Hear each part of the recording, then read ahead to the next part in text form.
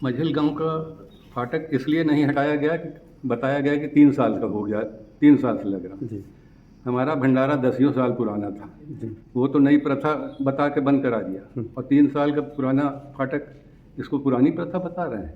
जी इनकी सब नाकामयाबी है पुलिस वालों की। सिर्फ मुसलमानों को खुश करने के लिए अपने vote bank, Hindu vote bank को ये प्रताड़ित करते हैं। इसी वजह से इतनी सीटें इनकी गई और चलती रही रवैया तो फिर जाएगी। मुहर्रम नजदीक आते ही कुंडा पर शासन और प्रशासन का पूरा फोकस हो जाता है। मुहर्रम के दिन ही पिछले कुछ सालों से कुंडा विधायक राजा भैया के पिता भद्री नरेश उदय प्रताप सिंह द्वारा भंडारे का आयोजन किया जाता रहा है, जिसके कारण पुलिस प्रशासन के सामने मुश्किल खड़ी होती रही है। पिछले साल मुहर्रम पर शेखपुर आशिक गांव में बने गेट को लेकर भी राजा उदय प्रताप सिंह ने आपत्ति जताई थी और कुंडा तहसील में 2 दिन तक धरने पर बैठे थे, जिसके बाद प्रशासन ने गेट नहीं बनने दिया। इससे नाराज शेखपुर आशिक के लोगों ने ताजियां नहीं उठाई। कहीं इस साल भी भद्री नरेश धरने पर न बैठ जाएं, इसी आशंका के चलते प्रशासन ने उन्हें 3 दिन पहले ही हाउस अरेस्ट कर दिया। दैर जनपद से फोर्स भी बुलवा ली गई। 2 platoon PSC, 4 inspector, 25 sub inspector, 45 head constable, 86 constable और 8 महिला कांस्टेबल की तैनाती करते हुए शेखपुर से भद्री तक के इलाके को छावनी में तब्दील कर दिया गया। शेखपुर गांव में एक अस्थायी थाना भी बना दिया गया, जिसके बाद आज कड़ी सुरक्षा के बीच शेखपुर आशिक गांव से मुहर्रम का जुलूस निकला। पूरे जुलूस पर ड्रोन कैमरे से निगरानी रखी जा रही थी। अपर पुलिस अधीक्षक पश्चिमी संजय राय और कुंडा कोतवाल सत्येंद्र सिंह पूरी मुस्तैदी से डटे रहे और पल पल हर पॉइंट की अपडेट लेते रहे। वहीं दूसरी ओर राजा उदय प्रताप सिंह ने प्रशासन द्वारा हाउस अरेस्ट करने पर कड़ी आपत्ति जताते हुए क्या कुछ कहा, सुनिए। तो प्रशासन जाने क्यों उसने पहले बंद किया, मगर कारण तो यही दिख रहा है कि हम धरना पर बैठने वाले थे मझिल गांव के फाटक के अगेंस्ट। जी अभी तक शेखपुर आशिक में जो मजहबी गेट था उसका विरोध था। अब ये मझिल गांव, ये तो इसके पूर्व में तो इस पर कभी बात नहीं। ऐसा है, इसके पूर्व गेट था भी नहीं जी। जैसे ही टूटा, अरे रुका शेखपुर का गेट, इन्होंने तत्काल वहाँ लगा दिया। 500 मीटर दूर या ऐसे ही करीब है एक दूसरा गेट लगा दिया। हमारी तो आपत्ति रिट में भी यही लिखी है, वैसे भी है कि सड़क के आर पार आप गेट नहीं बना सकते जिसमें से हिंदुओं को नीचे से गुजरना पड़े।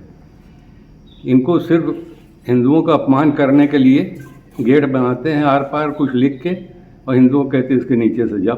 तो आपत्ति तो हमारी इसकी थी। अब वो शेखपुर में नहीं हो, वहाँ बगल में हो, वहाँ रोड पर है, वहाँ भी तो हिंदू जाते हैं। ये किस आशंका के तहत, जैसे आप धरने पर बैठना तो हमारा जो है संविधान हमको अधिकार देता है, तो तो ये प्रशासन जो नज़रबंद करता है, इस पर आप प्रशासन को क्या कहना चाहेंगे? अब कुछ नहीं, अपने बचाव में वो हमको अरेस्ट कर देते हैं कि उनको न झेलना पड़े, धरना का परिणाम जो है उनको न झेलना पड़े। हिंदू एकत्रित हो जाएगा धरना में, यही वो नहीं चाहते। तो बार बार जो है नज़रबंद कर रहे हैं, और इसको लेकर के आप जो है समाज को क्या संदेश देना चाहेंगे, मैसेज देना चाहेंगे? हमारा इस उद्देश्य से तो हम नहीं कर रहे हैं कि समाज को हम संदेश दें। हम तो विरोध करते हैं, उनकी जातियों का विरोध करते हैं।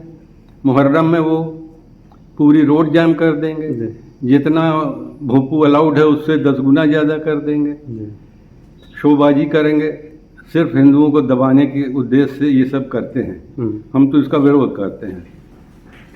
अब प्रजा, पब्लिक जो समझे। कभी कोई ऐसा हुआ नहीं, कोई ऐसा घटनाक्रम नहीं हुआ जिसकी वजह से अशांति हुई हो, फिर भी नज़रबंद करते हैं? हाँ, वो तो उनका आशंका उनको है कि हो जाए शायद कोई घटना, तो इसीलिए करते होंगे, या तो वही जाने क्यों करते हैं। बहरहाल हमको हिंदुओं की आवाज़ दबाने के लिए है ये सब। और क्या, मझिल गांव का फाटक इसलिए नहीं हटाया गया कि बताया गया कि 3 साल का हो गया, 3 साल से लग रहा। जी।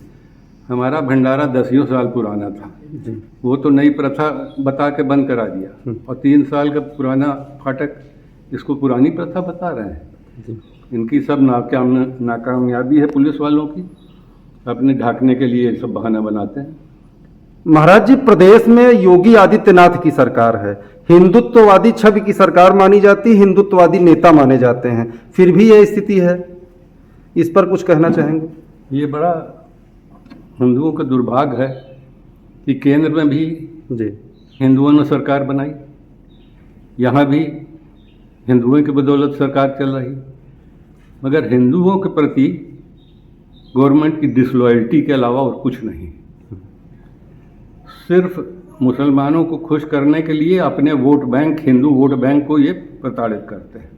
इसी वजह से इतनी सीटें इनकी गई और चलती रही रवैया तो फिर जाएगी सीटें।